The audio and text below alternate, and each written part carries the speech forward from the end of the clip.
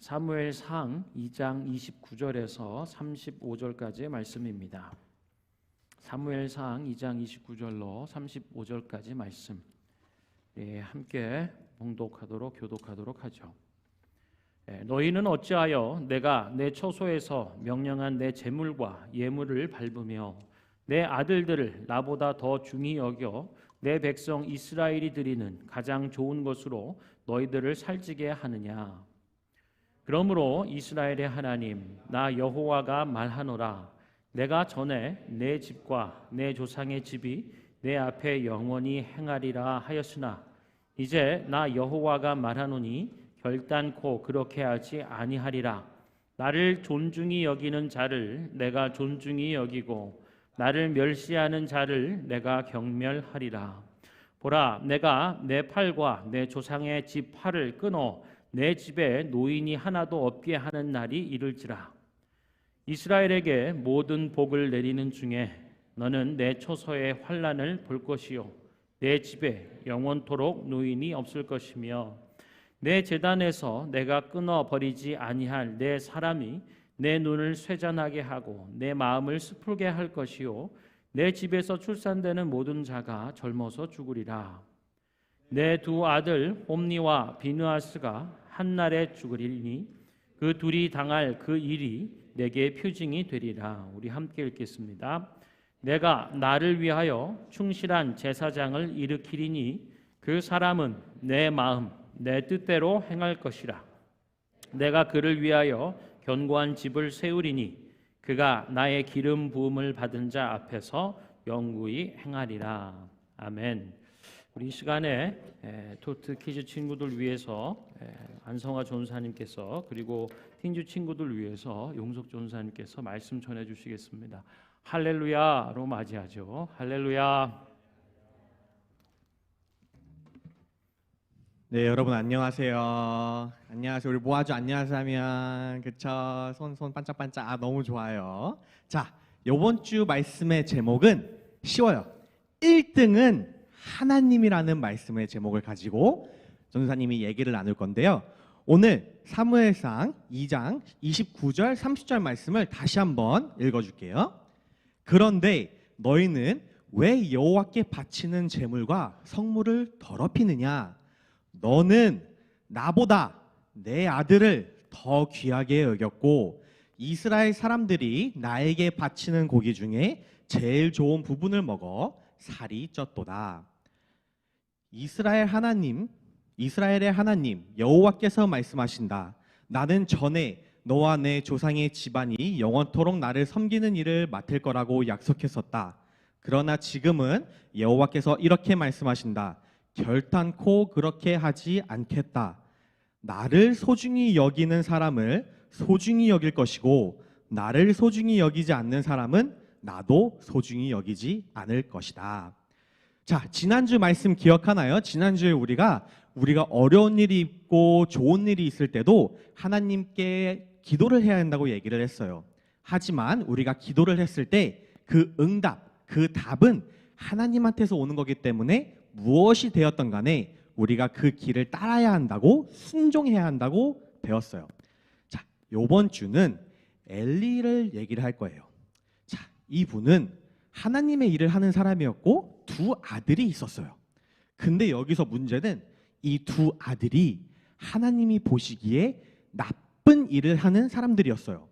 어떻게 나쁜 일을 했냐면 하나님이 드셔야 할 것들을 자기네들이 먼저 먹고 하나님의 성전, 교회에 하나님이 데리고 오지 말라고 하는 여자들을 데리고 와서 같이 놀고, 또 여기서 제일 나쁘게 2장 12절에 나오게 엘리의 아들들은 행실이 나빠 여호와를 알지 못했다고 나와요. 영어로 보면 저기 레드 파트 읽으면은 They had no regard for the Lord라고 써 있어요.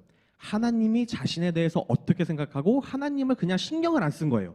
하나님이 누구야? 내가 알아서 뭐해? 했던 두 아들이에요. 그런데 하나님께서 엘리한테 이것을 알려주셨어요. 너희들의 아들들이 잘못하고 있다고. 하지만 엘리는 하나님보다 그 두 아들을 사랑했어요. 그래서 하나님이 하지 말라고 얘기를 했는데도 불구하고 엘리는 아들들한테 아무 얘기를 하지 않고 아무것도 하지 않았어요. 왜냐? 그 두 아들을 더 사랑했기 때문이에요. 그리고 나서 하나님이 결국은 그 두 아들을 죽음으로 데려가셔요. 그때 엘리는 하나님이 왜 그랬을까? 왜 이러셨을까가 아니었어요. 하나님의 일을 하는 사람인데도 불구하고 하나님이 내가 제일 사랑하는 걸 데리고 가셨구나 해서 슬픔에 빠지고 정말 자신이 놀라서 뒤로 넘어지면서 같이 하나님한테 죽음을 맞이하게 돼요. 자, 이거를 우리들의 삶으로 좀 돌아왔으면 좋겠어요. 우리도 엘리가 하나님보다 자신의 두 아들을 사랑한 것처럼 우리도 하나님보다 사랑하는 것이 무엇이 있나 한번 돌아봤으면 좋겠어요. 그게 지금 여기 화면에 나오는 돈이 될 수도 있어요. 그리고 내가 성공을 해서 어디선가 1등을 해서 누구보다 위에 서 있을 거야 하는 얘기가 될 수 있어요. 근데 여기서 문제는 뭐냐? 하나님이 1등이 아니고 이것들이 1등이 되는 순간 우리는 하나님이 원하는 행동을 하지 않게 돼요. 내가 거짓말을 해서 돈을 벌면 어때? 내가 저기 있는 사람을 조금 속여서 돈을 조금만 더 벌면 뭐가 어때? 내가 잘 살면 됐지. 그리고 내가 남을 넘어뜨리면 어때? 내가 1등으로 가기 위해선 옆에 있는 애가 넘어지고 다치면 어때? 나만 이기면 되는 거 아니겠어? 라는 얘기를 하게 돼요. 그리고 여기서 더 무서운 건 주일날 교회에 나오는 날에 내가 하나님을 좀 더 밀어두면 어때? 내가 이 시간에 공부를 할 수 있고 내가 이 시간에 돈을 벌 수 있는데 하나님 조금만 뒤에 계셔주면 어때요? 하나님을 선택하는 대신 내가 원하는 1등을 찾아가게 돼요. 그럴 때 우리는 항상 얘기를 해요. 하나님 잠깐만 기다려봐요. 나 이것 좀 하고 나서 좀 기도하고 하고 나서 예배 드릴게요. 하게 되는데 자, 여기에서 가장 큰 문제는 우리가 페일을 했을 때예요. 실패를 했을 때예요. 우리가 너무 원하고 1순위로 두고 있는 것들이 없어지거나 우리 삶에서 안 보이거나 또 우리가 그것을 얻지 못했을 때 우리는 마음이 찢어져요. 막 울고 싶고 막 정말 최악의 상황에 가게 돼요. 왜냐? 내게 없어졌거든요. 하나님의 뜻이 무엇입니까? 전에 내게 없어진 게 너무 슬프고 짜증나는 거예요.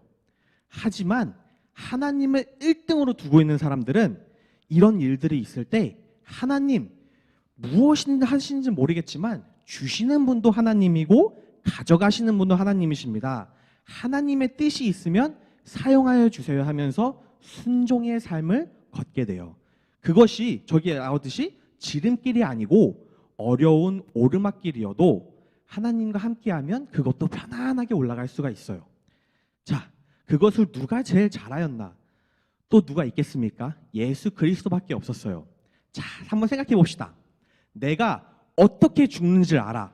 내일 어떻게 죽는지를 아는데 제일 어렵고 제일 힘들고 제일 정말 슬픈 방법으로 죽는 걸 알아. 그러면 도망가고 싶지 않겠어요? 왜냐하면 내 자신을 사랑하니까 거기서 뛰쳐나가고 하나님 잠깐만요 나부터 살고 봅시다 하면서 나아갈 수 있지 않을까요? 하지만 예수님은 하나님을 1등으로 두셔서 내가 죽어도 하나님께서 나를 사용하신다면 그것을 받아들이겠습니다. 그것을 순종하고 그렇게 하겠습니다. 해서 떨리고 무서움보다는 강하고 담대하게 나아가실 수가 있었어요. 그래서 이 십자가에 못 박히는 순종을 할 수 있었는데 이거를 통해서 우리가 지금 믿고 있는 구원의 역사가 시작이 됐고 이것을 통해서 우리가 믿고 있는 부활이 시작이 됐고 예수 그리스도가 우리 삶에서 구원을 하게끔 이 교회 자리에 나오게 해주실 수 있었어요. 우리 친구들도 일주일을 살아가면서 하나님을 1등으로 뒀으면 좋겠어요. 우리가 무엇을 1등 간에 하나님을 1등으로 두면은 그것은 우리 잘못이 아니에요. 하나님의 뜻인 거예요. 하지만 하나님 잠깐만 있어봐요. 내가 좀 할게요 하고 읽는 거는 우리 잘못인 거 잊지 않았으면 좋겠어요. 자, 다 같이 한번 따라해 볼까요? 자, put. 다시 더 크게 put God first. 하나님을 1등으로 둘 수 있는 우리 친구들 되길 기도할게요. 다음에 또 봐요.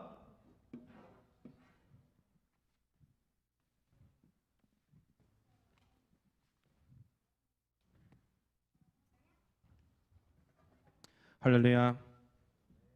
Happy Father's Day to all the fathers. We're looking at 1 Samuel chapter 2, verse 29 to 35 today. And let me ask you a question first. How important is worship in your life? How does worship weigh in your life? Our passage today shows God's warning towards those who thought lightly of worship. After Samuel was dedicated to God, and Eli, the priest, was raising and teaching Samuel. But Eli also had two sons, Hophni and Phinehas, and they were priests as well. However, they did wicked things before God. And one of the sins they committed was to take the best part of the meat or the fat of the sacrifice for themselves from the people, when it was only reserved for God. The best part of the meat, the fat, was reserved for God to be sacrificed as an offering. But they took it for themselves. Even when the people refused to give it to them, the two sons threatened to take it by force. They had no regard for worship and no regard for God. So Eli, their father, rebuked them, who says, if one person sins against another, God may mediate for the offender. But if anyone sins against the Lord, who will intercede for them? This meant that not much could be done for sins directly committed to God, but to face punishments for it. But even with this serious warning, Hophni and Phinehas didn't listen to their father, but continued to sin. Then God sends a man of God, or in other words, prophet. God sends a prophet to Eli to rebuke him. And verse 29 shows how Eli had been using the sacrifices and offerings for his own gain, and how he loves his sons more than God, that he didn't stop his sons from sinning, but rather joining them. It was like father, like son, but in a very bad way. Not in a good way at all. This was a similar pattern with the book of Judges, where the next generation sinned worse than the previous generations, and it got worse and worse. And it was the same here. And this was why God decided to take away their priesthood. They could no longer be priests, and it even affected their descendants as well. They had broken the covenant relationship with God. Verse 30 says, those who honor me, I will honor, but those who despise me will be disdained. Amen. Eli and his sons broke their covenant promise with God by dishonoring God, serving themselves rather than serving God. But God also promises restoration in the midst of all the sins and all this bad stuff that's going on. In verse 35 it says, I will raise up for myself a faithful priest who will do according to what is in my heart and mind. I will firmly establish his priestly house, and they will minister before my anointed one always. Amen. This promise is partially fulfilled by Samuel, but ultimately through Jesus, who was the high priest from God, who was also the perfect sacrifice, who restored our relationship with God so that we could honor him. We are all called to be worshipers who honor God. And we must not think of worship lightly, but rather our whole life, everything that we do must be worship. Everything that we do must be our worship to God. Maybe some things, no. No exceptions. Everything that we do must be worship. Everything that we do must be to honor God. So I pray that we as a church would worship God with our lives, honoring God in everything that we do. Amen. 할렐루야. 우리 자녀들 2층으로 올라가고요. 거기서 또 말씀 나누고 또 찬양하고 순서 가질 텐데 이 시간 우리 사랑과 격려의 박수로 보내도록 하겠습니다. 할렐루야. 오늘 우리에게 주시는 말씀 제목은요, 경외함을 회복시키시다입니다. 우리 한번 따라해 볼까요? 경외함을 회복시키시다. 오늘 우리는 경외함이 무엇인지 또 그것을 회복한다라고 하는 하나님의 열심과 노력들을 생각해 보길 원해요. 지난주에는 우리가 가장 귀한 것을 가장 귀한 분께 바치는 한나의 경외함에 대해서 나누고 함께 예배했었습니다. 오늘 나누는 말씀의 본문의 시대적 상황은 어떤 건가를 먼저 잠깐 보면요. 사사기 시대의 특징을 고스란히 가지고 있다라고 할 수 있겠습니다. 여러분, 사사기 시대의 특징은 뭐라고 했었죠? 자기 소견에 옳은 대로 행하였다라고 하는 것입니다. 자기 소견에 옳은 대로 살아가는 삶이 그때 당시의 배경이라고 할 수 있어요. 그런데 오늘 사사기 시대 첫 번째 사사 그리고 사사의 시대가 끝이 나고 왕이 세워지는 이 기간들을 생각해 보면은요, 약 300년이 좀 넘는 기간이에요. 하나님 없이 자기 소견에 혹은 자기 눈에 마음에 좋아 보이는 대로 살아가는 삶의 모습이 무려 300년 가까이 지속됐다라고 할 수 있겠어요.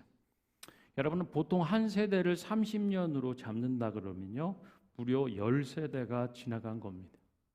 굉장히 오랜 시간이라고 할 수 있겠죠. 캐나다 건국이요, 150주년 몇 해 전에 지나갔죠. 이렇게 살아온 세워진 날 수만큼 한 번 더 더블이 되면 300년이 좀 넘는 시간이 될 거예요. 캐나다가 세워진 그 기초가 있습니다. 저도 가보진 못했습니다만 오타와 의회에 머릿돌에 새겨진 말씀이 있다고 하죠. 주는 이쪽 대에서부터 저쪽 대까지 산들과 골짜기에 다스리시는 왕이십니다 라고 하는 고백이래요. 그런데 150년의 시간이 흘렀어요. 그리고는 그 고백이, 믿음의 고백이, 이 나라 건국의 기초가 좀 퇴색될 만한 그 믿음의 고백에서는 좀 많이 멀리 와버린 이런 모습을 보는 거죠. 오늘 살펴보는 말씀의 시대도 그런 모습이 있어요. 자기 소견에 옳은 대로 행하는 삶이 한 300년 정도 진행되면 무슨 일이 있을까요? 이제 하나님을 경외하지 않는 삶, 그것이 보편화되는 거죠. 커먼 센스가 되어버렸다라고 할 수 있어요. 그래서 이 시대는 자연스럽게 하나님을 경외하는 것을 잊어버렸다라고 할 수 있어요.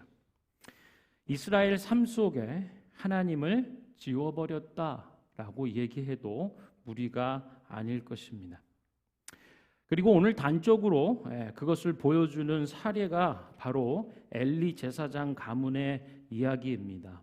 엘리의 아들들인 홈니와 비느하스의 일상, 제사장으로서의 삶의 모습을 보여주는 거예요.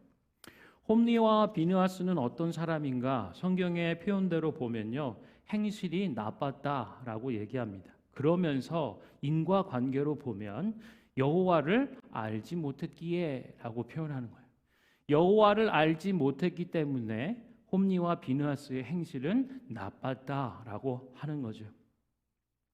그런데 생각을 해보면 참 기가 막혀요. 왜냐? 홈니와 비느하스는 제사장이기 때문입니다. 여호와를 알지 못한다라고 하는데 여호와를 알지 못한 채로 제사장의 직분을 수행하는 시대였다라고 하는 거예요. 도대체 이 시대는 제사장의 어떤 기준이랄까요? 물론 태어나는 그 가문 가정의 반차를 쫓아서 제사장 직무를 수행하기는 했으나 여호와를 알지 못한 채로 제사장 일을 수행할 때 나타나는 일들이 있습니다. 좋지 못한 행태가 고백되고 있어요. 기록되는데 첫 번째 모습은요, 제사를 드린 후의 일들입니다. 제사를 드릴 때 이때 당시에는 제물을 가져오죠. 동물들을 데리고 오고 우리의 지은 죄를 대신해서 죽을 제물이 있는 겁니다. 제사를 드린 후에 이 제물의 고기를 삶아요. 그런데 이 홈니와 비느하스의 사환 종을 보내 가지고요, 세 살 갈고리를 가지고 가마솥에 넣고 고기를 건져 올렸다라고 말하고 있어요.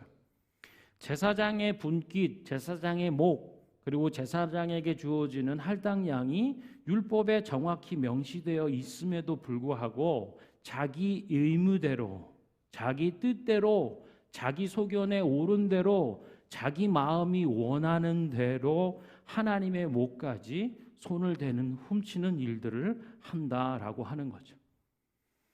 이것이 여호와를 알지 못한 채로 제사장 직분을 수행하는 홈느와 비느하스의 행태 첫 번째예요. 그리고 여기에 더해서 두 번째는 뭐냐? 제사를 드리기 전에 제사장의 몫을 먼저 내놔라 라고 하는 거예요.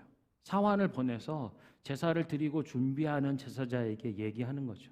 야, 제사장이 익힌 고기 원하지 않아. 날 것을 원한다. 그랬더니 제사자가 얘기하죠. No, 안 돼.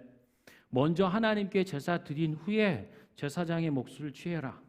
그랬더니 사환도 그래요. No, 안 돼. 너 지금 안 내놓으면 내가 억지로 뺏을 거야.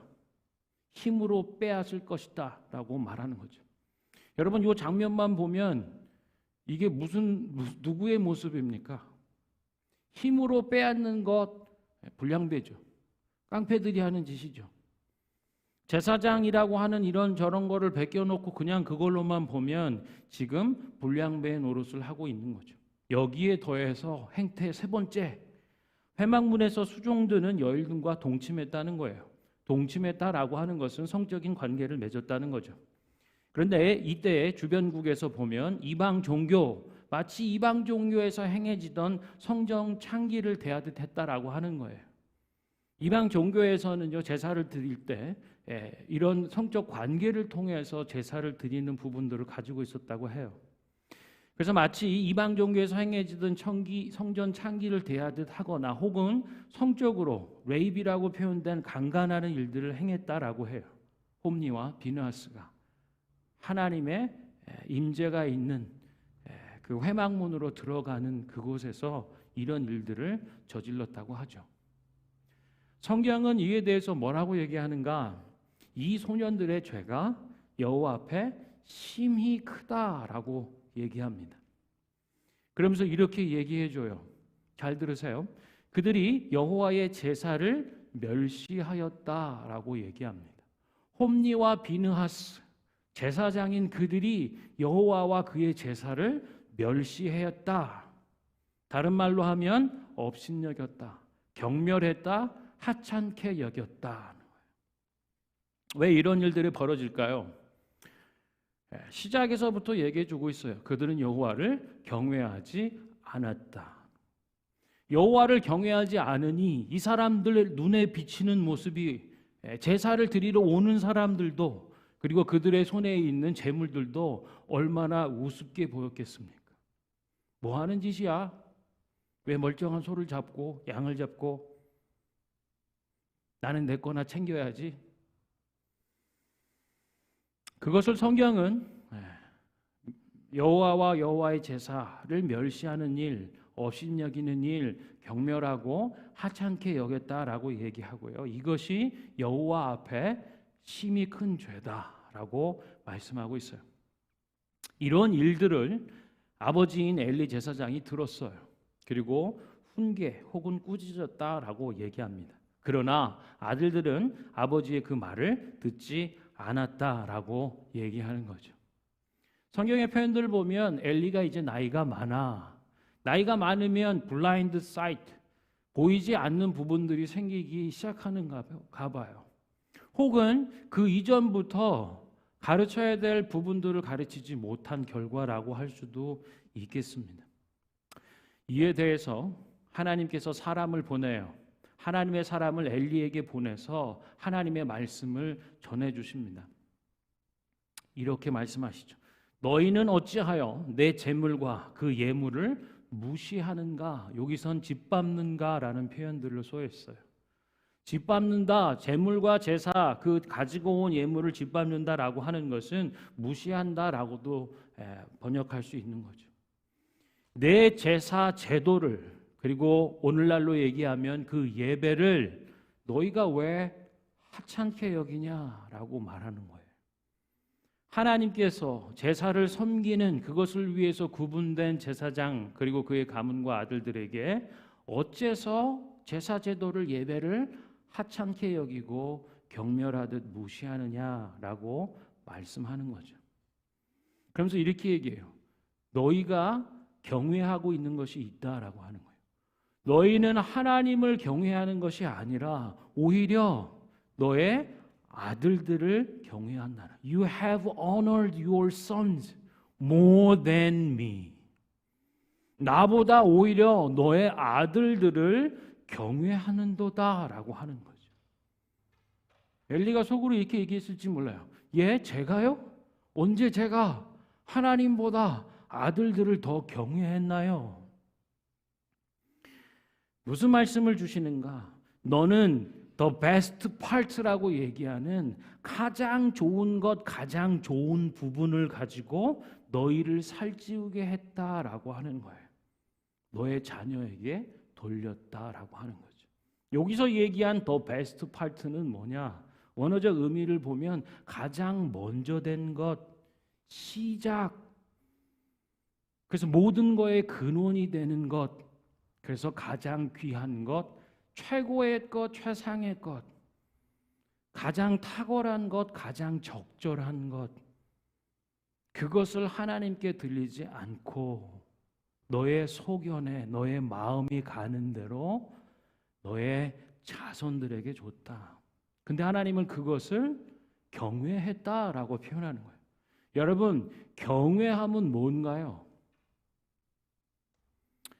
많지만 추상적이고 피상적일 수 있는 그 경외함을 오늘 성경은 분명하게 얘기해 주고 있는 거예요.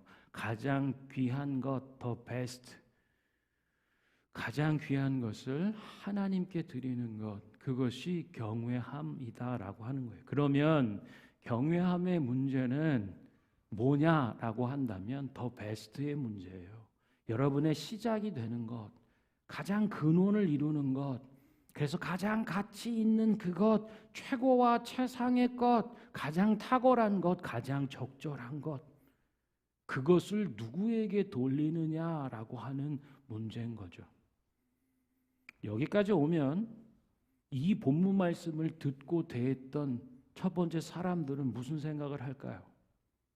아, 이 문제가 지금 보여주고 있는 자기 소견에 옳은 대로 살아가는 이 문제가 엘리 제사장과 그의 아들들만의 문제가 아니구나 하는 거죠.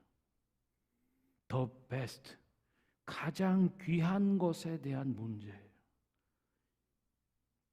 그렇다면 지각이 있는 사람들이라면 생각하는 거죠. 이 질문이 우리를 향하여, 나를 향하여 주어지고 있다는 거죠.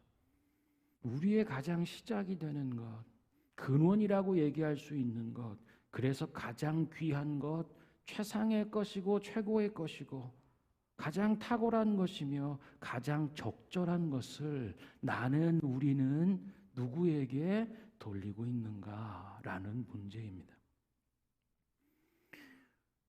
150년 말씀드렸습니다. 캐나다 건국이. 그러나 300년 시간까지 못 미쳐도요. 이미 150년 안에 말씀이 기초가 되고 토대가 되어서 건국의 기초가 믿음과 말씀의 신앙의 기초 위에서 세워진 나라가 어떻게 변질될 수 있는지를 우리는 잘 보는 거죠. 가장 귀한 것을 누구에게 돌리고 있는가? 여기서 볼 때요, 엘리는 자녀에게 돌렸다라고 표현하죠. 어떻게 보면 엘리에게는 그와 그 자녀가 가장 귀한 것일 수 있어요. 그러면 예배가 변질됐다, 예배 본질이 왜곡되고 훼손됐다라고 얘기한다고 하면 이 제사는 이미 하나님께 드려지는 게 아니에요. 하나님을 위한 것이 아니에요. 그저 자기 자신과 자녀들을 위한 걸로 전락했다라고 할 수가 있는 거죠. 가장 귀한 것을 하나님께 드리고 있는가? 아니면 자기 자신에게 돌리고 있는가? 사랑하는 성도 여러분, 경외함이 회복된다라는 것은 무슨 의미인가? 하나님이 집중하는 이 일들, 가장 귀한 것을 가장 귀한 하나님께 드리는 것, 이것이 경외함의 회복이라고 할 수 있어요. 그러면 혹자는 이렇게 생각할 수 있죠. 아니, 내가 왜? 나의 베스트를 왜 하나님께 드려야 해? 아까 우리 전사님 보여준 그림들 있잖아요. 돈도 있고요, 명예와 성취도 있고요. 왜 내가 가장 귀한 걸 하나님께 드려야 되는데, 하나님 좀 오버하시는 것 아니야? 좀 너무 과하게 바라시는 것 아니야? 라는 생각을 할 수도 있어요. 베스트를 요구하시는 하나님. 여러분, 근데 우리가 이 사실을 망각하면 안 돼요. 150년, 300년, 그래서 하나님 없이 하나님을 지워버리는 세상 속에서 망각하고 잊어버린 것, 예수 그리스도를 십자가에 내어주신 하나님을 잊어버리면 안 됩니다. 아멘. 베스트를 내어주신 분이 베스트를 요구하고 계시는 거예요. 그러나 우리는 움켜쥐는 것, 그것만 생각하죠. 하나님의 베스트가 어떻게 우리에게 이루어졌는지를 기억하지 않아요. 기억하고 싶어 하지도 않고요. 세상은 오히려 그것을 막 지워버리려고 합니다. 바쁘게 돌아가는 세상, 내가 얼마나 바쁜데 이것이 훨씬 더 중요하고 본질적이지, 이렇게 속삭이고 지워버리려고 하는 세상 속에서 하나님께서 그의 베스트 예수 그리스도, 자기의 하나밖에 없는 독생자 예수 그리스도를 우리를 위해 십자가에 내어주신 그의 베스트를 망각하고 있다는 거예요. 우리는 그분의 베스트 예수 그리스도를 통해 십자가의 죽음과 부활을 통하여서 죄와 사망의 일들을 벗어나는 거예요. 죽음과 영원한 죽음과 형벌의 일들을 면하게 되었다라고 하는 사실을 망각해서는 안 되죠. 그런데 이것을 망각하는 일이 많아져요. 어떻게 보면 세상은, 사탄은 300년 동안 이것을 지우려고 했을지 모르겠어요. 자신들뿐 아니라 자녀들에게까지. 그러니 온통 자기 중심적인, 자기 소견에 옳은 대로 사는 일들, 얼마나 변질되고 왜곡되는 것 속에서 하나님 경외함들이 사라져가고 있는가를 보는 것입니다. 저의 아들이, 셋째 아들이 요즘 농구에 심취해 있어요. 그래서 방학을 맞으면 토너먼트 뭐 참여한다고 열심히 막 이렇게 농구를 하고 막 그럽니다. 근데 이제 넷째가 이제 형 하는 걸 보면서 열심히 또 이렇게 배우고 이렇게 따라하려고 하죠. 그 형이 배운 것들 막 하는 걸 설명을 막 들어요. 그래서 어저께 셋째와 넷째 그리고 제가 공을 이렇게 솔브하면서 하는데, 넷째는 이제 농구를 뭐 배워본 적이 거의 없는 거죠. 그냥 이렇게 던지고 놀고 하는 건데, 형한테 이제 조금 배운 형한테 듣는 거예요. 그랬더니 슈폼이 공이 여기서부터 쏴지면 안 되고 1번, 2번 여기서 던져야 된다 뭐 이런 얘기를 듣는데 자꾸 여기서 나가는 거죠. 몸집이 작고 팔이 작고 힘이 짧으니 먼 데서부터 막 던져야 공이 날아갈 거 아니에요. 그래서 그걸 막 얘기해 줬더니 예언이가 힘든 거예요, 마음이. 눈에 눈물이 살짝 보여. 얘기하면 안 돼요.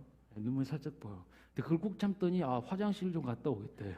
그랬더니 화장실 가서 뭘 하는데 한참 있다 오더니 또 밝은 얼굴로 왔어요. 그랬더니 또 막 이렇게 해맑은 얼굴로 막 던지는 걸 같이 하는 거죠. 여러분, 예언이가요 9살이 듭니다. 8월 달에. 농구를 하면 몇 년을 했겠어요. 뭐 5살부터 뭐 4살부터 많이 했다 쳐도 뭐 길게 잡아주면 5년 정도 아니겠습니까? 그것도 뭐 배운 게 아니잖아요. 5년 세월에 익힌 자기 폼 있잖아요. 슛 자세가 고치기가 그렇게 힘든 거예요. 하려고 하는데 던지면 계속 밑에서부터 올라오는 거죠. 사랑하는 성도 여러분, 150년, 300년이래요. 온 세상, 온 시대가 하나님을 지워버리고 하나님을 경외한다. 우리의 베스트를 하나님께 바치고 드리는 일들을 지워버려서요, 내 소견에 오른 대로, 내 눈과 마음이 좋아 보이는 대로 행하는 그것이 커먼센스가 된 세상이에요. 여러분, 어떤 상식으로 살아가고 싶으십니까? 저와 여러분, 그리고 우리 다음 세대 자녀들이 어떤 상식에서 살아가는 세상 원하시나요? 저는 베스트를 하나님께 드리는, 경외하는 것이 상식이 되는 세상에서 우리와 우리 자녀들이 살았으면 좋겠습니다. 우리 함께 찬양하고 기도하죠.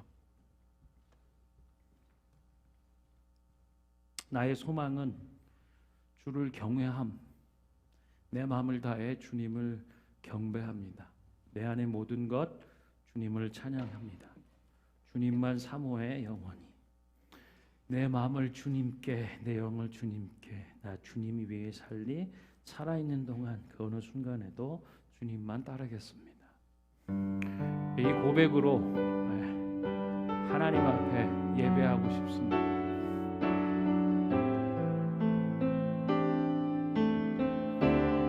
나의 소망은, 나의 소망은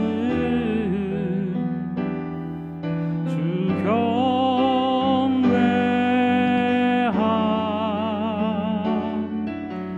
내 맘을 다해 주 경배해. 우리 한 번 더 고백합시다. 나의 소망은, 나의 소망은 주 경외함, 내 맘을 다해, 내 맘을 다해 주 경배해. 내 안에 모든 것, 내 안에 모든 것 주 찬양해.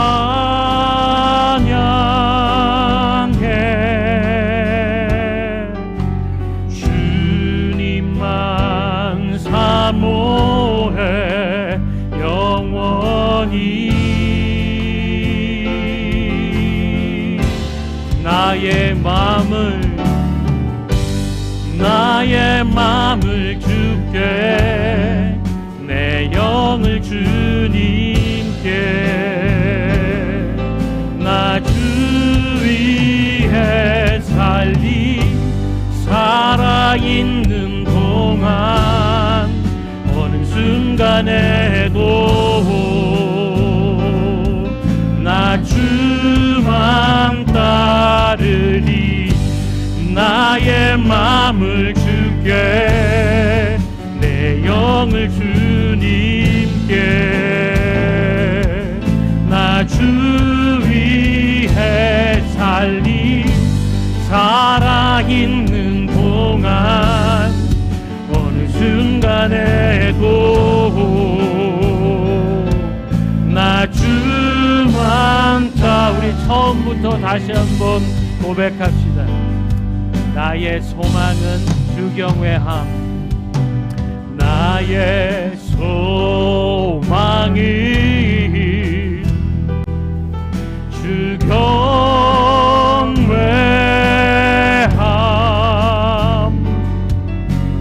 내 맘을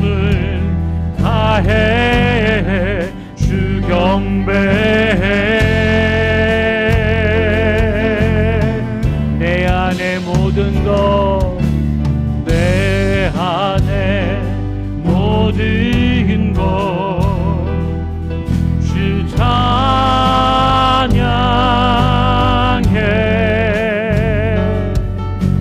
주님만 사모해 영원히. 나의 맘을 주님께, 나의 맘을 주께, 내 영을 주님께. 나 주 위해 살아있는 동안 어느 순간에도 나 주만 따르니 나의 마음을 주께, 내 영을 주님께. 나 주 위해 살아있는 동안 어느 순간에도 나 주만 따르니 나의 맘을 주께, 내 영을 주님께. 나 주 위해 살아있는 동안 어느 순간에도 나 주만 따르리. 나의 맘을 주께, 내 영을 주님께. 나 주 위해 살아있는 동안 어느 순간에도 나 주만 따르리. 아멘. 사랑하는 성도 여러분, 우리 이 시간에 한번 기도할 때 하나님은 우리의 경외함을 회복시키시길 원합니다.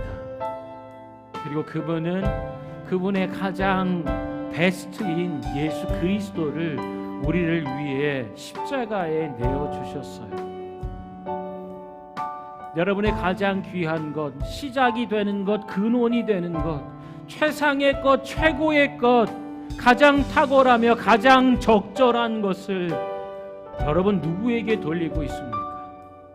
그것을 돌리는 것, 그것이 경외함이라고 하고, 하나님 아닌 다른 것에 돌려지고 있다면 너는 나를 경외하는 것이 아닌 너를 위한 예배, 너를 위한 제사, 너를 위한 너의 소견에 오른 대로 경외함을 하고 있다라고 말씀합니다. 우리 이 시간에 한번 기도할 때 사랑하는 주님, 나의 가장 최고의 것을, 가장 적합한 그것을 가장 귀한 주님께 돌려드리는 나의 경외함을 회복시켜 주시고 나의 경외함을 온전케 하여 주옵소서. 함께 기도하겠습니다.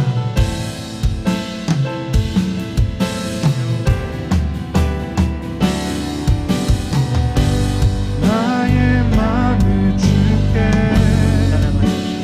영을 주님께. 가장 첫 번째 의미 되는 가장 좋은 것, 세상의 것, 최고의 것, 가장 탁월하며 가장 정확하고 바람직한 나의 베스트, 하나님 누구에게 돌리고 있는지, 하나님 세상은 하나님 경외함을 지워버리려고 하는 하나님의 베스트 예수 그리스도를 우리에게 주신 것을 알지 못하게 하며 그것을 지워내며 망각해 하는 세상 가운데 살고 있다는 것, 하나님 이것이 엘리 제사장과 그의 가문의 문제만이 아닌 바로 오늘 우리의 문제와 이슈라는 것을 깨닫는 은혜 더하여 주시옵소서.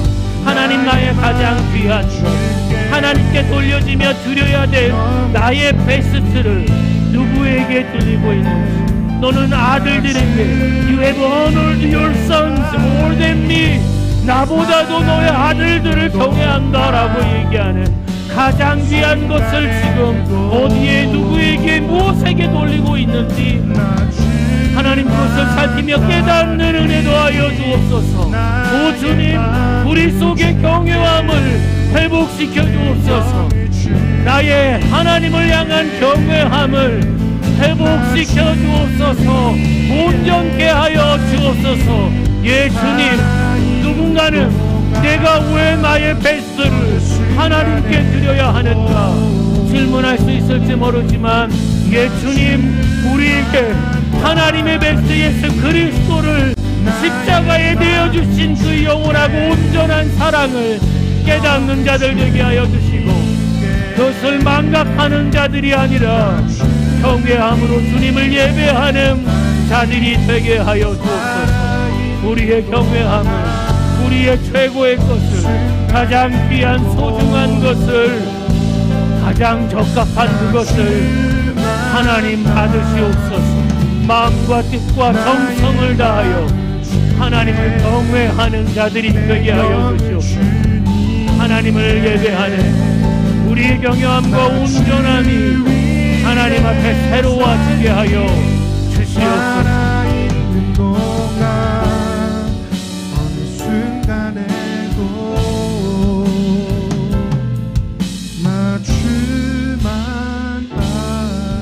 우리 한 번 더 기도하기 원하는 것은 우리가 사는 시대의 상식이라 얘기하는 것들이 있습니다. 네 소견에 옳은 대로 사는 게 상식이지. 우리 삶 가운데 우리 시대의 상식 속에 하나님이 잊혀져 가고 하나님의 이름과 하나님을 경외하는 것이 지워져 가는, 우리가 무슨 일을 어떻게 해야 할까요? 우리가 살아가는 세상 이 시대, 우리뿐 아니라 우리 자녀와 다음 세대가 살아가야 될 시대, 최소한 우리 교회의 상식, 우리 믿음의 가정들의 상식, 우리들이 있는 심겨진 그곳에서의 상식, 그것은 하나님을 경외하는 것이길 원합니다. 내 소견에 옳은 대로 살아가는 것이 얼마나 어처구니 없는, 세상을 길을 잃은 세상 가운데 망가지고 더욱 망가져서 더 이상 손을 쓸 수 없는 지경에까지 이른 지금의 모습 가운데 회복하고 돌이켜야 될 우리의 상식이 무엇인지, 오직 하나님을 경외하는 것이 우리의 상식이 되게 하시고 우리 가정과 우리 교회와 우리 시대와 내가 일하는 일터와 관계 맺는 모든 관계들 속에 상식이 되게 하여 주십시오. 이 상식을 회복하는 자들이 바로 우리가 되게 하시고 우리 자녀들이 되게 하여 주십시오. 우리 함께 기도하도록 하겠습니다.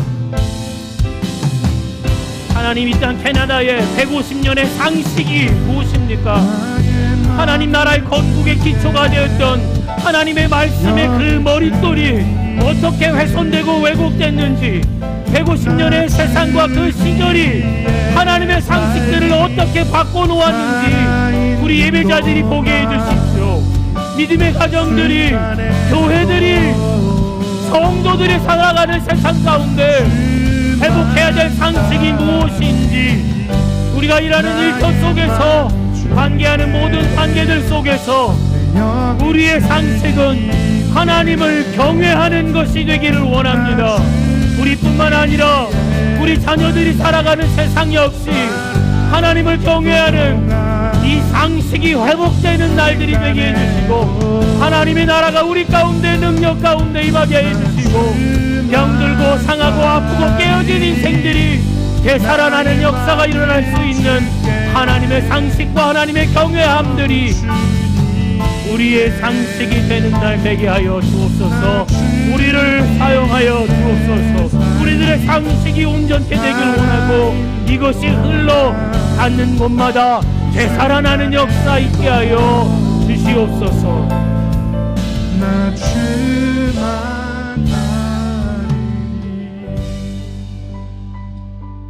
내가 어찌하여 내 처소에 명령한 내 재물과 예물을 밟으며 내 아들들을 나보다 더 중히 여기며 내 백성 이스라엘이 드리는 가장 좋은 것으로 너희들을 살찌게 하느냐.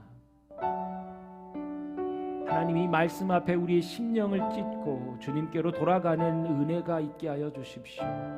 시작된 한 주간의 삶을 통하여 하나님을 경외하는 것을 회복하는 날들이 되게 하여 주옵소서. 예수 그리스도 하나님의 베스트 오브 베스트, 가장 귀한 하나님의 아들을 우리에게 십자가를 내어주시는 그 영원한 온전한 사랑을 회복하는, 그래서 우리 마음과 생각 가운데 일어나는 왜 내가 내 베스트를 하나님께 드려야 하는가, 망각 가운데 방황하는 인생들이 아니라 진리 안에서 예수 그리스도 안에서 하나님을 경외하는 자들이 되게 하여 주시옵소서.